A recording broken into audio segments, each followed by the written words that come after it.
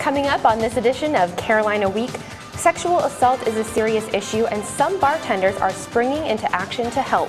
Local schools are sitting empty, all because of a women's demonstration. We'll explain. And the men's basketball team starts its journey for a second straight ACC tournament title. All that and more, Carolina Week starts right now. From the UNC School of Media and Journalism, covering Carolina in HD, this is Carolina Week. The numbers are staggering. 1 in 5 college women say they've been sexually assaulted.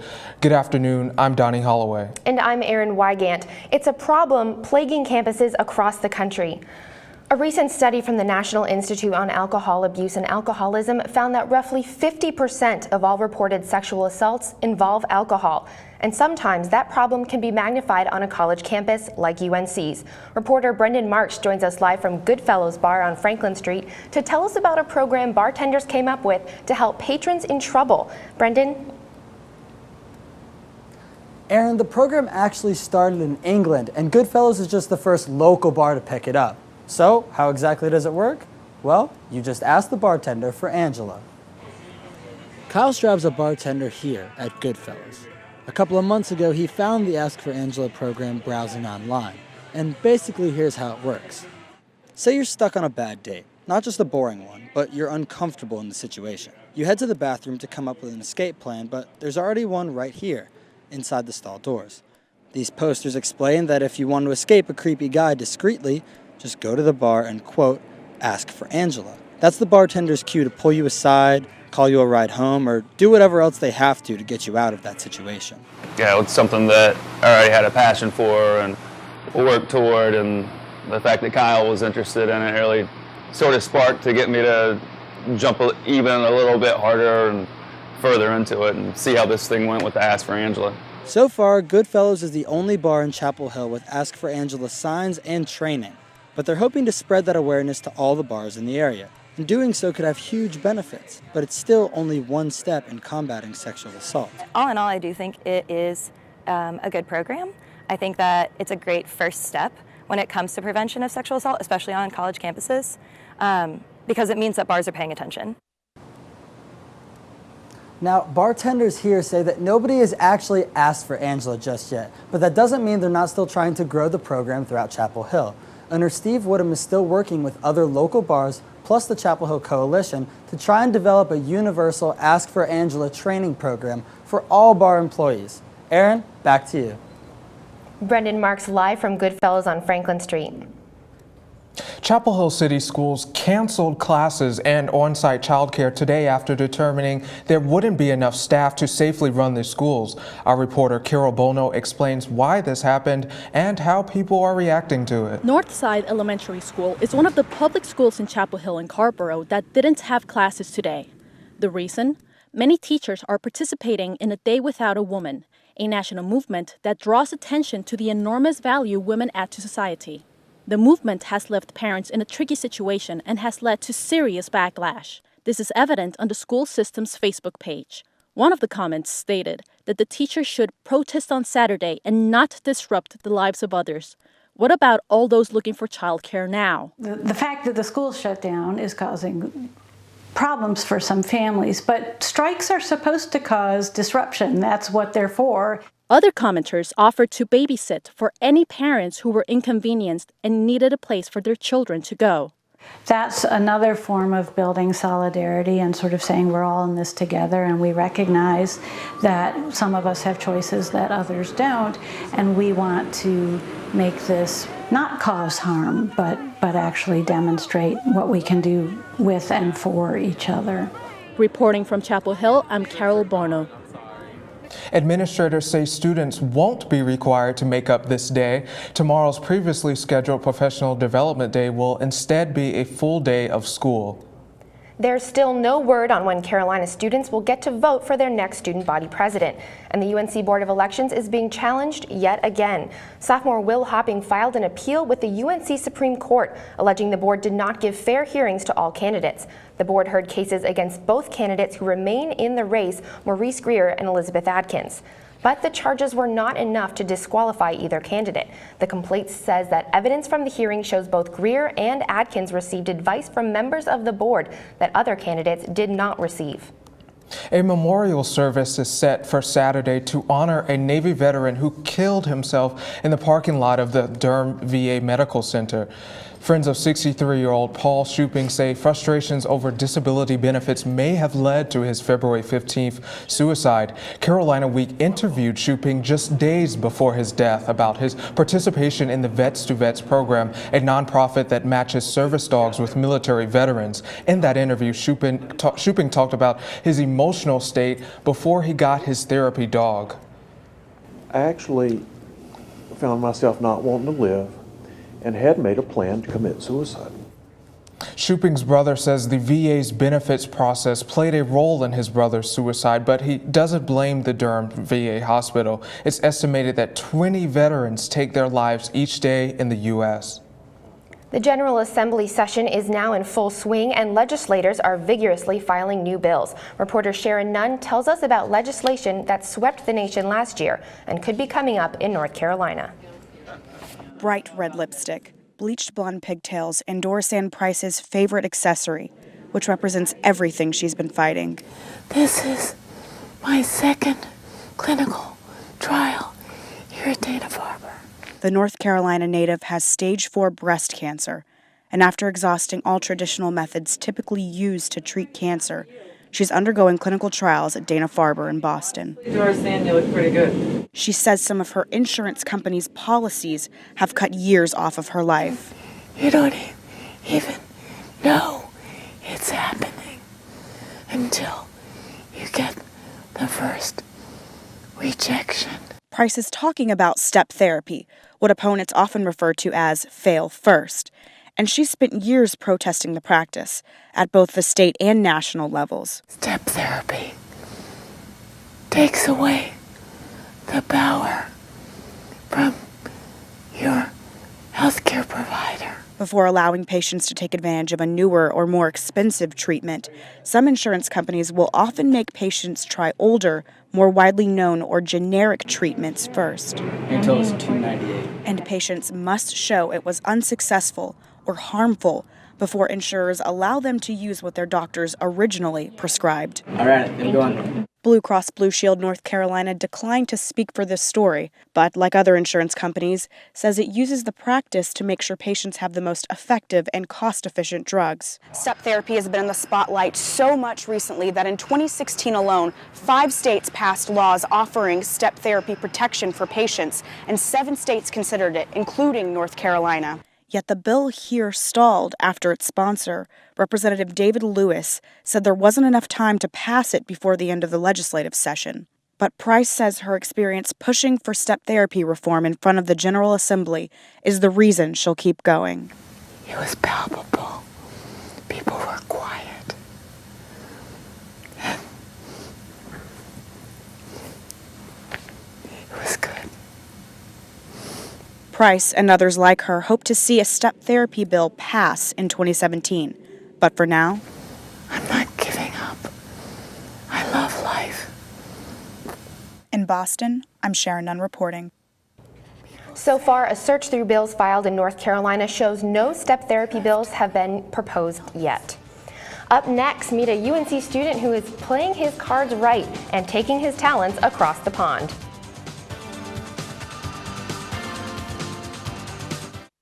Well, Thomas, you've got prediabetes. But with more exercise and a change in diet, it can be reversed.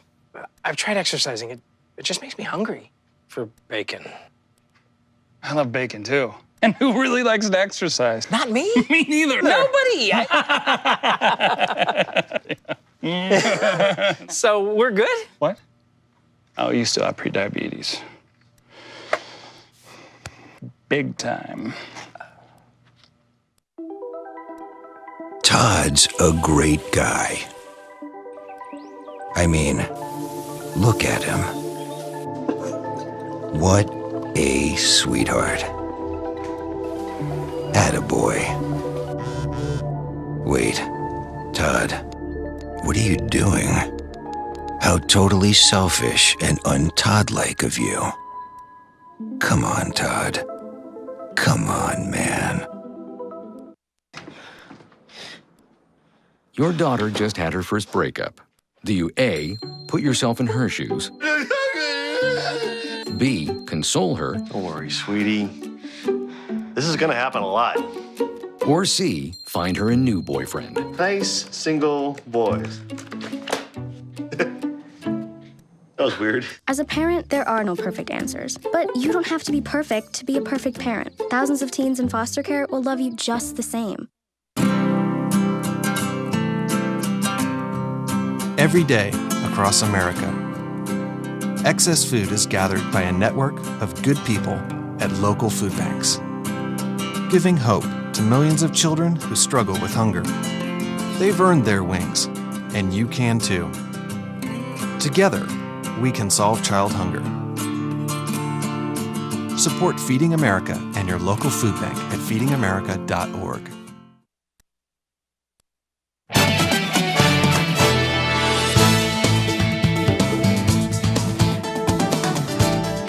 Paving dirt trails along Bolin Creek is forcing some in the community to take sides. Reporter Ace Lane has the story from Carborough. Bolin Creek crosses Carborough and Chapel Hill. Trails in the forest attract dog walkers, bikers, and nature lovers. In 2009, Carborough announced a plan to pave some dirt paths into what are called greenways. Right now, about 5 miles of greenway have been paved in Carborough, but plans exist to pave 2 more miles along Bolin Creek.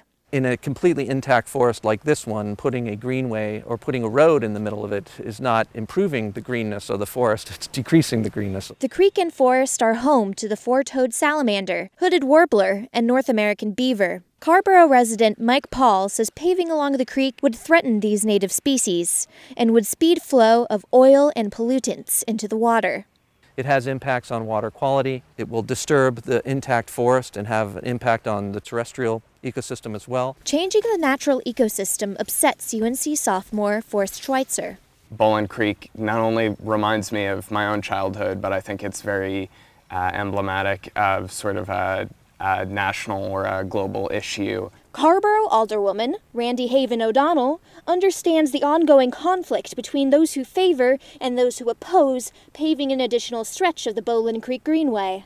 The Greenway, in terms of the Bolin, is really an important place because it's a very special environment. It is a forest, and going out there has a very different feel to it than any other place. So it's a forest with a stream that's protected. I'm a biker myself, and I've had run-ins with cars, and I know the value of having safe spaces to bike in. I think what we're saying is we're pro-stream. A Carborough Town Committee will try to decide on a final recommendation on the extent of the paving of the Greenway by June. In Carborough, I'm Ace Lane. Both Carborough and Chapel Hill are currently undergoing off-road greenway construction. Construction has forced a section of a major Carborough street to temporarily close. A section of South Greensboro Street was closed off to vehicle traffic on Monday. The closure is expected to last 60 days. The NCDOT is replacing an old storm drain pipe that runs underneath the road. Only one Chapel Hill transit bus route will be affected. The J route will be forced to take a detour during the closure. Updated transit information can be found on the Town of Chapel Hill website. The Churchill Scholarship is a prestigious award that gives, get this, 15 American students a full ride at University of Cambridge graduate program. Carolina Week's Emily Padula sat down with one Churchill scholar and discovered he has intelligence and talent in spades. This is Ben Compa. He's called Chapel Hill home for 4 years, but he'll soon be traveling across the pond as one of 15 Churchill scholars, where he'll pursue a master's degree at Cambridge studying bioinformatics, a blend between computer science and biology. So there are very few people who understand biology and computer science together well. And so bioinformaticians are kind of a new breed of scientists who understand both sides of the equation. Churchill scholars typically have a GPA of 3.9 or above and excel in and out of the classroom. But there's one intriguing extracurricular on Compa's resume: Bridge Champion.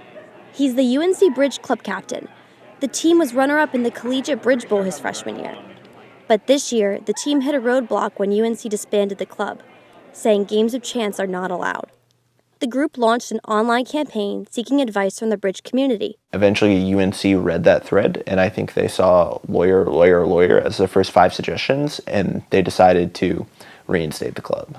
Kampa is heralded as a hero in the local bridge world. A lot of people in like the bridge clubs around here come up to me randomly, and they're like, "You're the guy that saved UNC Bridge Club," and I'm like, "I didn't really do that much, but yes." The game of strategy is a perfect fit for Kampa. And when a cheating scandal struck the bridge world in 2015, he was recruited by the World Bridge Federation to create a database to investigate. And it's this non-traditional extracurricular that may have helped him score his big Cambridge scholarship. In Chapel Hill, I'm Emily Padula reporting. Kampa will be competing in the Collegiate Bridge Bowl in Toronto this July before officially moving to Cambridge in October. He's Carolina's 17th Churchill Scholar. The spring break sun is out in full force today. But you may need to break out your coat later this week. Meteorologist Kyle Hansen has a 5-day forecast coming up next.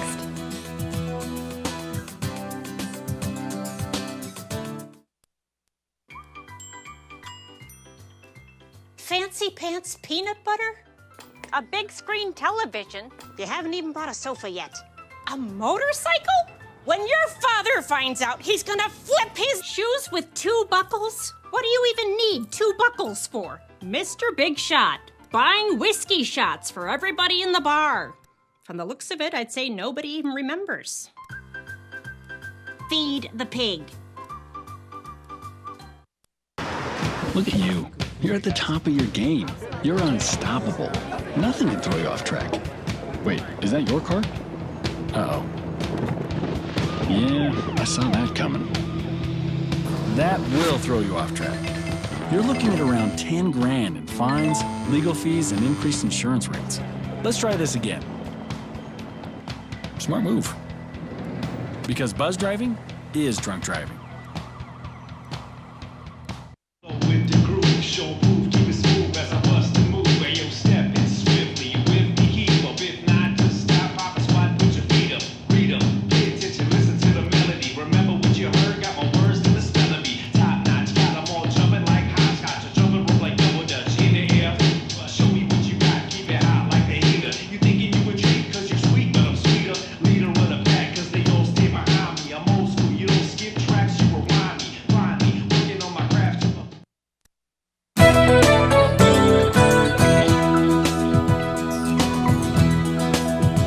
Meteorologist Kyle Hansen is here with the weather. It's been warmer this week, but we've also heard some rumors that cold weather is on the way. Yeah, that's right. We could be seeing much cooler temperatures in the 30s and 40s going into Saturday and Sunday. But first, let's take a look at what's going on outside right now. Currently 69 degrees in Chapel Hill. We got some light winds out of the northwest at around 10 miles per hour. So overall, looking like pretty nice weather today. Sunny skies and beautiful. If you look at the satellite and radar, notice we had these batch of clouds move in earlier today, and now they're out to sea, and we have sunny skies, and that's going to continue through the rest of the night. If you look at tonight's map, we have a high pressure system over the North Carolina-Tennessee border, and that's going to basically stay over us in Raleigh and Chapel Hill, giving us some nice clear skies, temperatures in the 50s down to 49 degrees by the time we get to 11 o'clock. Clear skies dropping off to around 47 around 2 a.m. Temperatures should be pretty cool as we have those clear conditions. For tomorrow, we have this cold front off to our north. It's going to stay up there for the next few days, so we'll be in the warm section of that, seeing temperatures close to 75 degrees tomorrow, 76 for your high, sunny skies. Winds will be out of the southwest this time at around 5 to 10 miles per hour. So you're going to need a dress in layers actually tomorrow morning, starting off at 45 degrees and getting up to 68 by the time we get to 12 and 76 by the time we get to 3 o'clock. So if you want to bring those convertible pants into shorts back into style, I don't know if they ever will. Tomorrow will be a perfect day for that. Looking at the tree pollen report, though, since it's going to be so warm, today we saw moderate to high levels of tree pollen, predominantly oak and pine, but for Friday and for Saturday, we could see some high levels of tree pollen as well. And looking at Daytona Beach for this weekend, if you're getting out for spring break, temperatures are going to be in the 70s on Saturday and then dropping down to the 60s overnight. And Sunday, temperatures will be in the low 70s with a chance of some rain. So if you have plans down there, it's not looking too great even for Florida standards because we have this snow moving in. I expect it to begin sometime around Saturday night. night.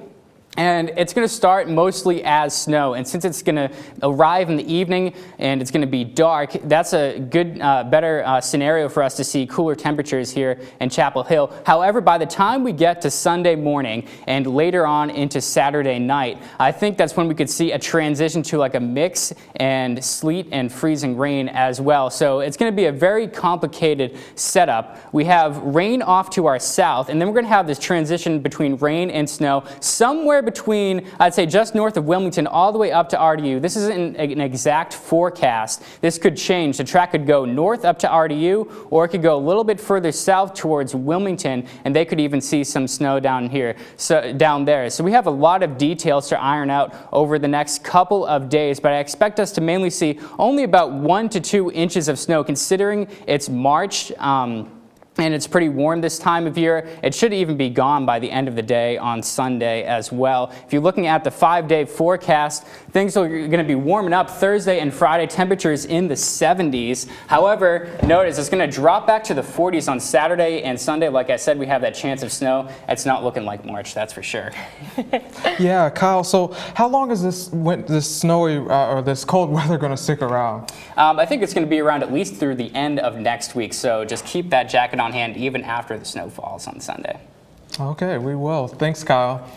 Coming up on Carolina Week Sports, it's tourney time in Brooklyn. The Heels will get a chance to avenge one of their worst losses of the regular season in the ACC quarterfinals.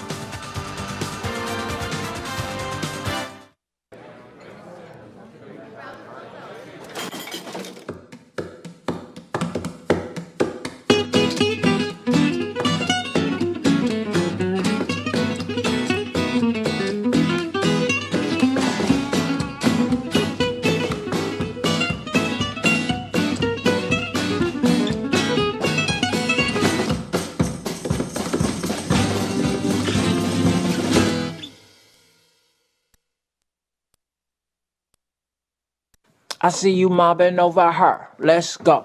Let's mob. Let's crawl. Let's crawl. Let's crawl. Hey, yo, we mobbing. Come on, girl. Let's crawl. Hey, yo, let's crawl. Hey, yo, let's crawl. Hey, let's crawl. Hey, yo, let's crawl.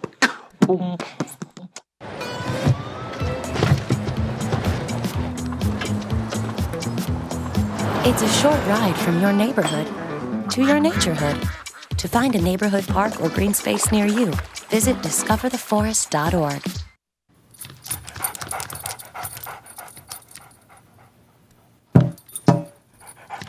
There's a shelter pet who wants to meet you. Meet one today. Visit theshelterpetproject.org. Adopt.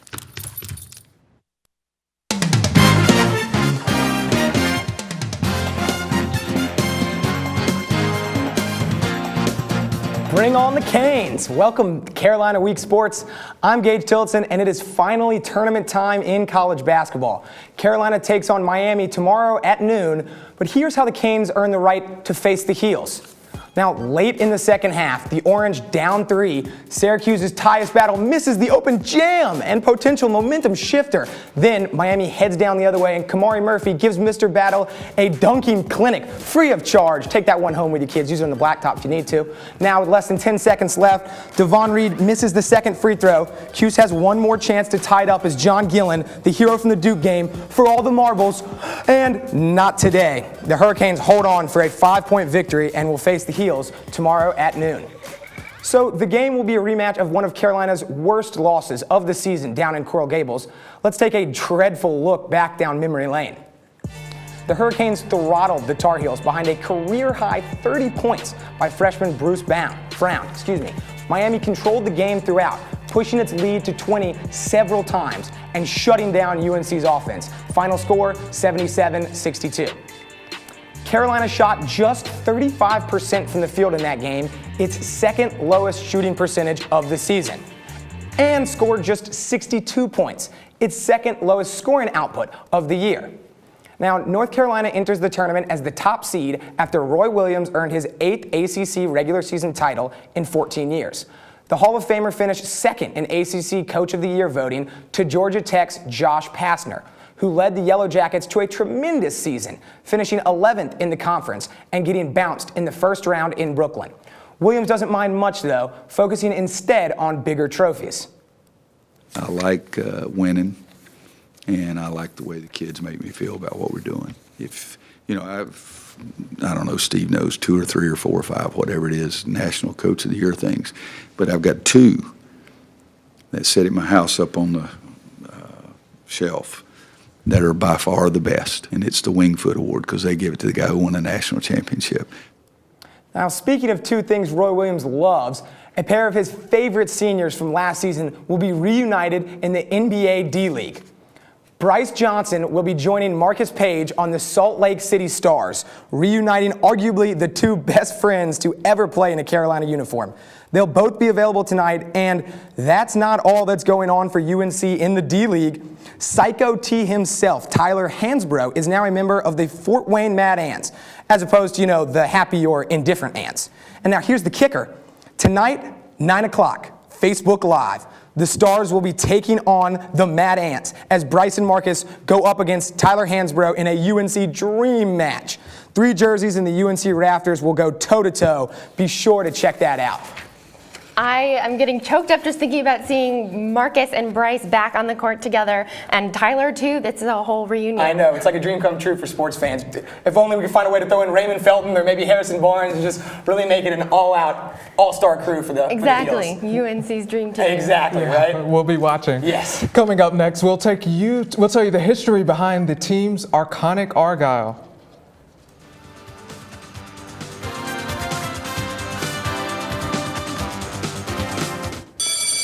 Open up your books to page 360. Did you just look at your phone while you was in class?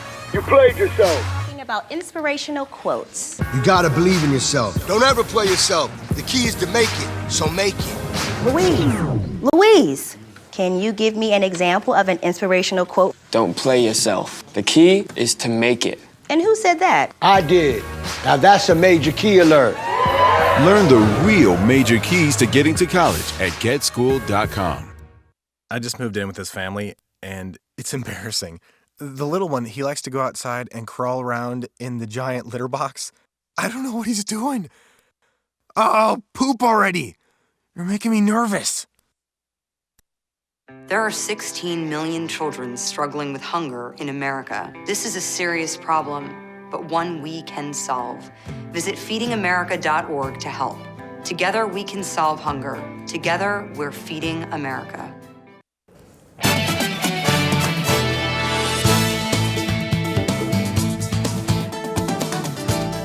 The win against Duke over the weekend sure was great. And the Tar Heels did it in style. Anne-Marie Haggerty has the story on how our players came to look so good.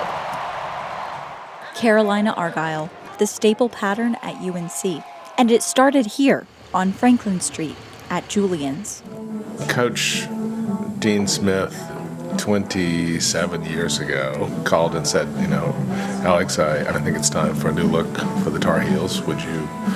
Can you do that for us? Alexander Julian was born and raised in Chapel Hill, grew up with James Taylor, loves the Tar Heels. So to get a call from Coach Smith, it was like having God phone you and ask for new halos for the Archangels. He submitted 30 different designs to Coach Smith. My favorite being the Argyle. It's kind of a timeless thing that's always cool, and that's what I think of Chapel Hill style. It's a timeless cool that's always in. Then Michael Jordan weighed in. Michael loved the Argyle, so guess what? Everybody else did too. And just like that, Carolina Argyle was born. It's everywhere, but it's the perfect blend of like preppy meets Carolina. It's like a classy, competitive pattern. Definitely when you think Julian, you think Argyle, but I think even more so when you think Argyle, you think Carolina. One iconic image celebrated. That does it for this edition of Carolina Week. Thanks for watching. Good night.